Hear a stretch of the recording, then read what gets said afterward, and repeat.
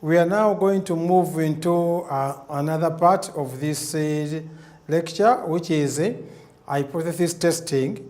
Remember that so far we've covered inferential statistics in general, and we've covered point and interval estimation and interpretation of the confidence interval. Now we move into hypothesis testing. I think we're going to cover the general concepts of hypothesis testing, and over the years I found it important not to assume that everybody knows what an hypothesis is. So let's step back and start from the real grassroots. What is an hypothesis? An hypothesis is a statement or an assumption about the relationship or relationships between variables. For example, we may assume that factor A causes outcome B.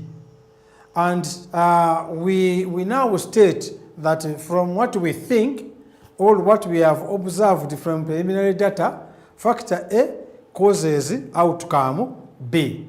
But we have to prove it. So before we prove it, all we are doing is hypothesizing. We are just stating an hypothesis until we have proved that factor A causes outcome B. Other people define an hypothesis as a tentative explanation, and I like that, tentative, because it is not yet confirmed. It is a tentative explanation of certain behaviors or phenomena or events that have occurred or will occur.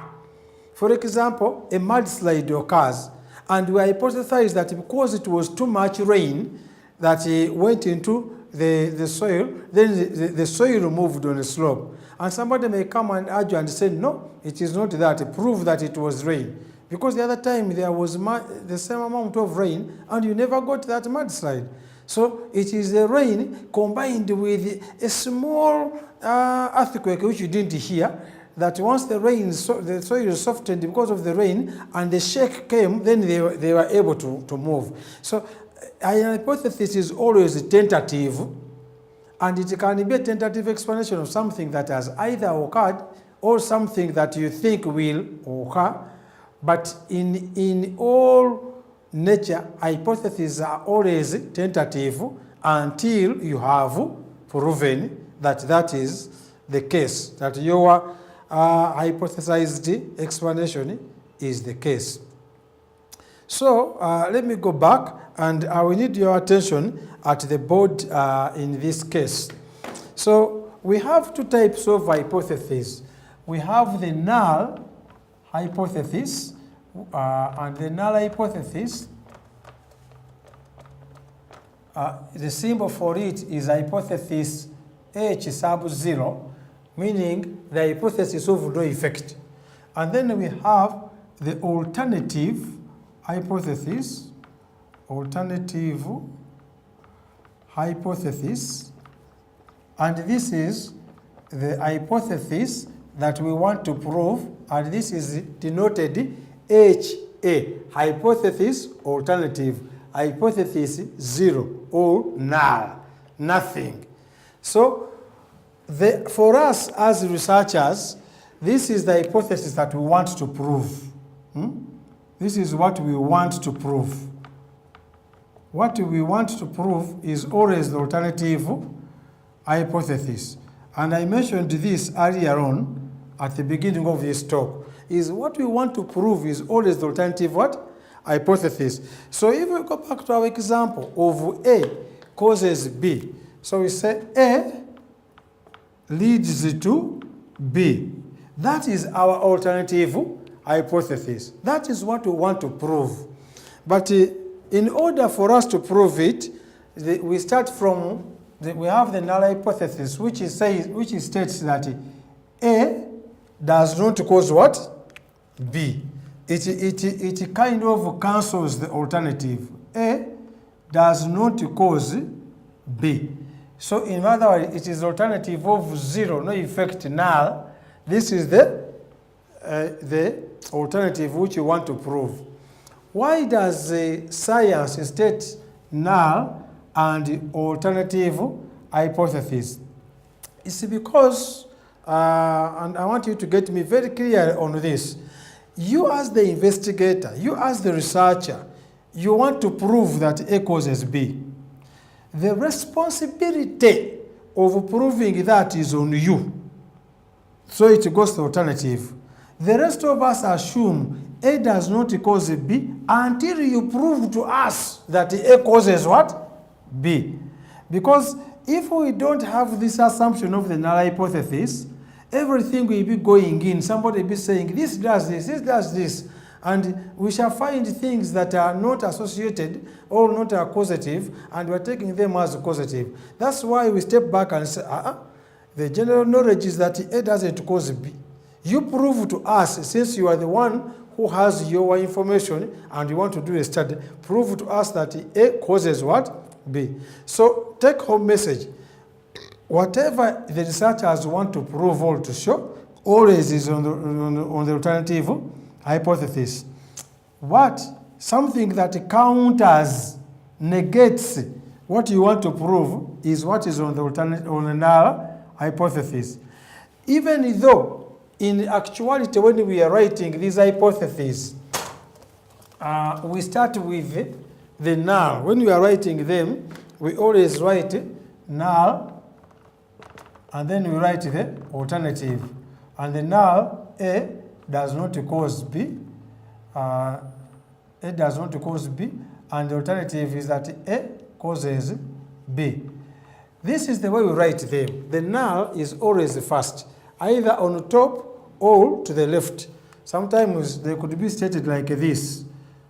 HO, A does not cause B, and then semicolon, HA, full colon, A causes B. So whether you are writing them side by side or top bottom, the null always comes first, followed by the alternative. But remember, when we are forming these ideas to conduct research, actually we start with the alternative, because the alternative is what we want to prove. That's what we start with. The alternative is what we start with in our thinking. Given what we have observed, we think this may be the cause of this. That is an alternative, what we want to prove. But when we are writing them, we start with the null, then followed by the alternative. So as a researcher, never waste your time on finding out what is the alternative, what is the null hypothesis. No, spend a lot of time on what is the alternative hypothesis, because the opposite of the alternative hypothesis will be the null hypothesis. I hope that point is well understood. So we now move back to our steps in conducting hypothesis testing. So as you can see in the diagram on the slide, we state the null hypothesis and we also state the alternative hypothesis. After that, we specify the level of significance. This level of significance is what you covered earlier on as a type 1 error. And the type 1 error, this is the level of tolerability that we can have if our results, our estimates from a statistic are off the point estimate of the parameter. There's some variability that we can tolerate and say if it is off, not exactly the same, but within this range, then it is as good as. So that's the level of significance. Anything beyond that interval, then will indicate that the statistic is not a good estimate of the parameter, as we shall see. Then after you've selected the level of significance, then we decide on the correct sampling distribution. So how are we going to get our sample from the reference population? Then from that, we collect our sample, and we now get the measures from the sample, and of course we set the critical area, as we shall see, where we reject or fail to reject the null hypothesis. We carry out some mathematics, which you are going to see in a few slides. And then remember, at the end of the day, once we've done all these calculations, what we decide is we either reject or fail to reject the null. And rejecting or failing to reject, if we reject the null, it doesn't mean we've accepted the alternative. We've just rejected the null, and therefore, for the time being, the theory on the alternative works. But tomorrow that theory can be challenged by another study, and then we move up to something else. Science is dynamic. Okay, so again, this is showing the steps of hypothesis testing in a different way. You select what we call a working probability model, and the working probability models are what you have covered before. It can be a normal distribution, it can be a binomial, it can be a post-one distribution. Then you set up the null, and you have practically we start with alternative. Then we have both the null and alternative. Then we determine the level of significance, which is alpha, and then we get the distribution, sampling distribution. We collect the sample, we study the sample, get the measures from the sample, then analyze them to get a statistic or statistics from them. Then you compare these statistics on how likely they represent the population parameter that we didn't measure. So we use the probabilities to determine how likely does this statistic from a sample represent the parameter in the population. I want to emphasize that we have not measured the population parameter, but we are using probabilities to make assumptions. If the population parameter is this, how well does the sample statistic represent that population parameter? So we measure the likelihood. And there are two ways of doing this. We either use a one-sided test of significance or two-sided test of significance as indicated in the slide, but we are going to see this diagrammatically in the coming slides. So once we have stated the null hypothesis and the alternative, and we have a sampling distribution, normal, binomial, or Poisson, or any other, then we have determined the level of significance. Then we decide whether we are going to use a Z table or a T table. Remember, in the talk of the normal distribution, it was emphasized that once the population variance is known, then you can always use the Z table if the population variance is known. If the population variance is not known, but the sample size is large enough, you can also still use the Z table. But, and the question always that comes is, how large is large? If the sample size is 200 or more, the Z value approximates the T. But if the sample size is 500 or more, beyond 500, the Z and the T values are exactly the same.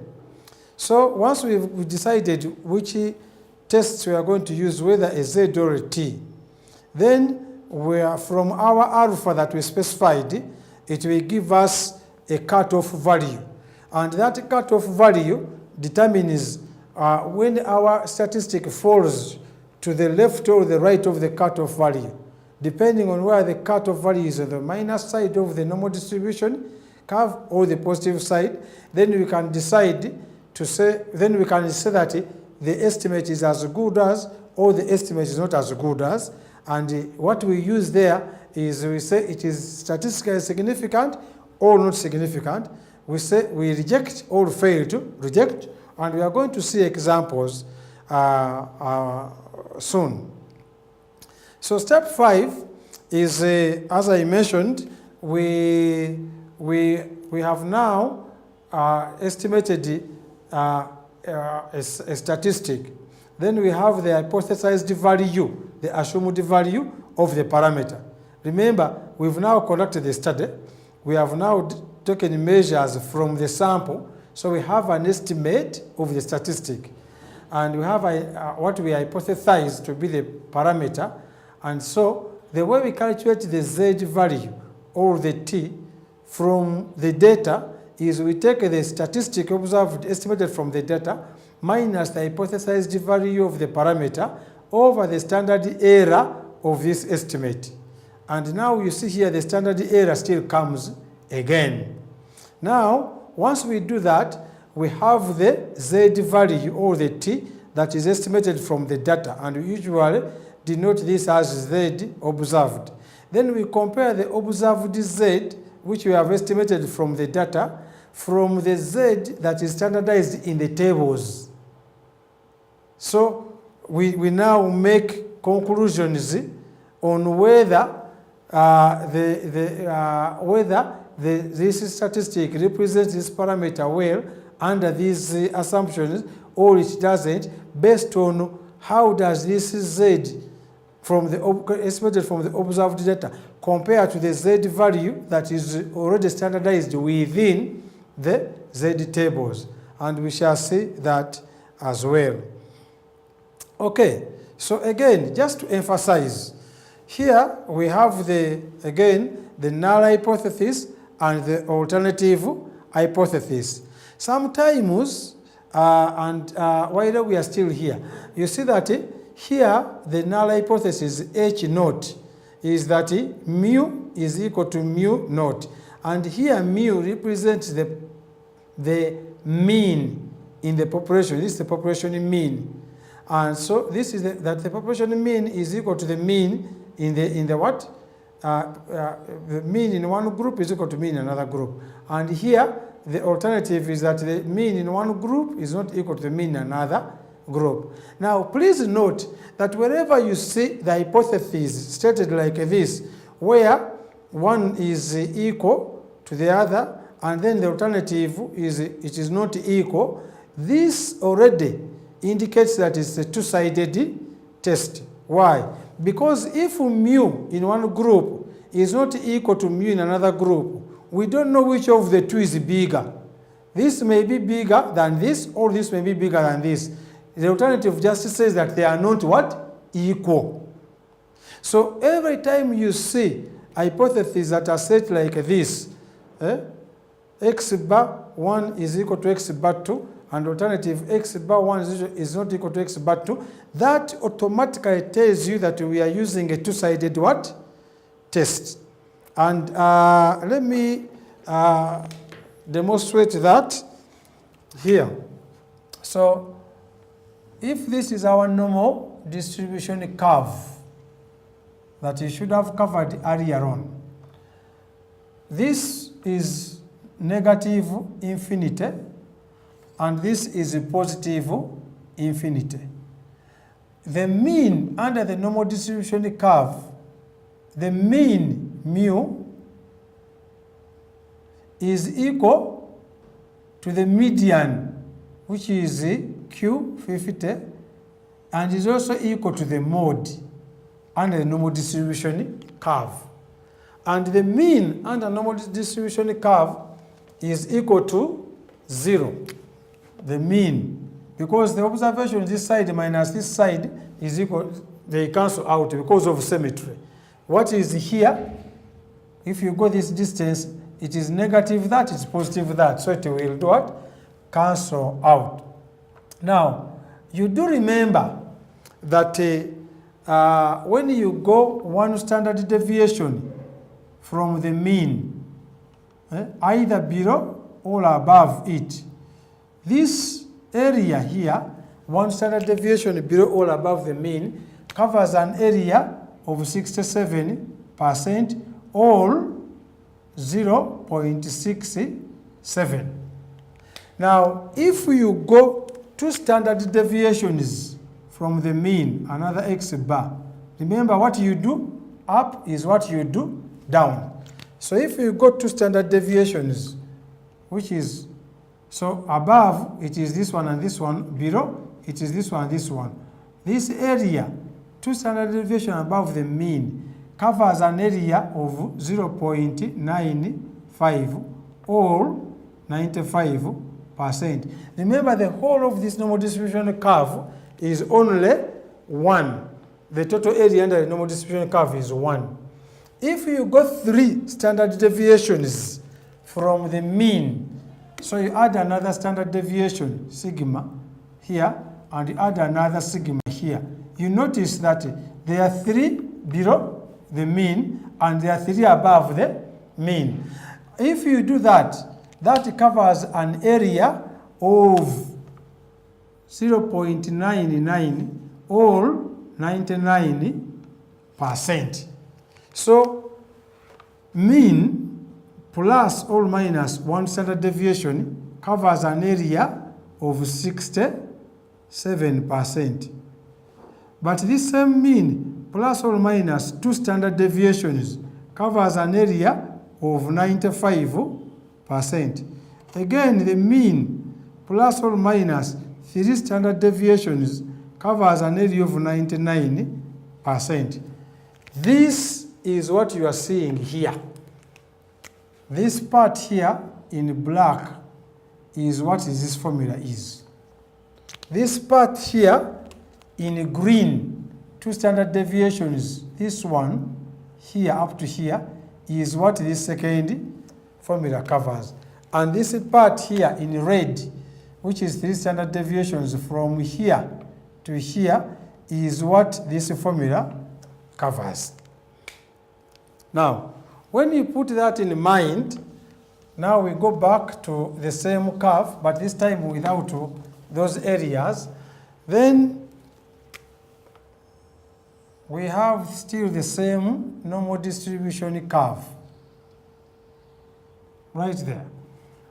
So under this normal distribution curve, we have the central point here, the mean of 0. And now, when we determine a z, for example, if our alpha is 0.05, this is our type 1 error, this is the false positive error that we can tolerate. It means that, the area in between, if this is 0.05, it can be represented, the false positive error or alpha is usually in the corners of this curve. So if this is a one-sided test, alpha can be here.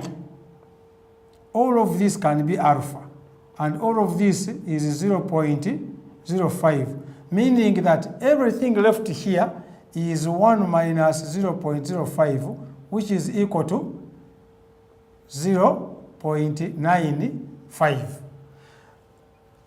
Again, we can have a situation where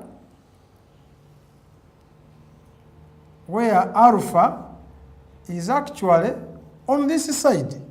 All of it is on this side, in which case this will be 0.05, and the area to the left of it is 0.95. So this is one-sided. Why? Because all the alpha is on one side of this diagram. So this is one side lower, this is one side upper. These ends of the normal distribution curve are also known as tails. Okay? There is one tail, and this is another what? So this is the upper tail, and this one is the lower tail. So sometimes we can say, instead of saying one-sided, we can say one-tailed test or one-sided. So if you find this in the books, it just means the same. So this is one-sided, and this is also one-sided. All one-tailed, all one-tailed. Only that the difference is that the tail here is on the lower side of negative infinity, whereas the tail here is on the upper side of the negative, is on positive infinity. Now, the one-sided tests are the ones that are represented by this kind of hypothesis. Whenever you see a null that has greater, less than equal to, or greater than equal to, and the alternative is just greater, or the null is just greater, and this one is less than or equal to. Once it is not equal and not equal, anything now in here is one-sided. So this is a one-sided test, this is a one-sided test. Now let's go to what a two-sided test looks like, and we'll go back here, and I will keep this lower tail, and now I work on this bigger diagram up here. Now, if our alpha is in 2 tails and our alpha is 0.05, it means that this tail will take half of this and this tail will take half of the same because of symmetry. So for a two-sided test, this tail will be 0.025 and this one will also be 0.025. And you can clearly see that the total area in the tails, this plus this, is equal to 0.05. So the area in the middle still remains 0.95. The other 0.5 is divided equally, half into the lower tail and half into the upper tail. And this is what we call a two-sided or two-tailed, because the alpha is divided between the 2 tails, whereas here alpha is only in 1 tail. So this is two-sided, this is one-sided upper. If we remove this and put all the alpha here, this will still remain one-sided but lower, and this will be the two-sided. So everything where the null hypothesis is set like x bar 1 is equal to x bar 2, and the alternative is that x bar 1 is not equal to x bar 2. Once you see this not equal, automatically we are dealing with a two-sided test. Okay, so this is what I've talked about so far, and now we move into a different part. You can clearly see that now what we have on the slide is a two-sided test, because we have alpha in one tail, the lower tail, and alpha also in the upper tail. So this area here where alpha is what we call the rejection areas. If our estimated value falls in this area, anywhere in the rejection area, then we reject the null hypothesis that mu1 is equal to mu2, or mu is equal to mu naught, because the estimated value fell into the rejection area. Now, this rejection area starts from here, the upper one, and starts from here, the lower one. Anything to the extreme left of this value here is rejection area. Anything to the extreme right of this value here is rejection area. So the value here that determines the cutoff is what is known as the critical value. It is the critical value. Why? Because anything to its extreme means we reject the null hypothesis. Anything to its extreme means we reject the null hypothesis. Anything in between here means we do not reject the null hypothesis. So if we could do our study and estimate a z or t from the data, and when we place it here, the z or t falls here. That means that we fail to reject the null hypothesis, because that z has fallen outside the rejection area. If the z falls here, I observed z or t, it has fallen into the rejection area. So we reject the null hypothesis. If our z falls here, we fail to reject the null hypothesis. If our z falls here, we reject the null hypothesis. Remember, this is the negative side and this is the positive side. Therefore, the value here that determines the boundary for rejection and non-rejection is what is known as the critical value. This is now where this would be, you are in a different country, here you are in another country, this value would be the no man's land. So it is the critical. It's what determines where you are.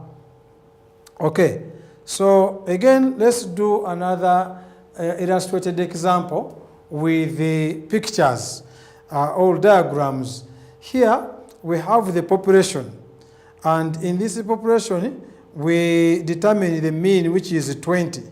And we ask ourselves, how likely is it that this mean of 20 came from a population where the mean was 50? And if you look at the slide, we have the population in which we collect a sample. So this is the entire population. Then we collect a sample. Please see what we got from our sample. We got there were 4 blues. We only got 2 of the blues. There were 2 greens. Both the greens were going into the sample. And there were 2 dark blue, and we only got 1. So this sample, which we have selected randomly, represents the population.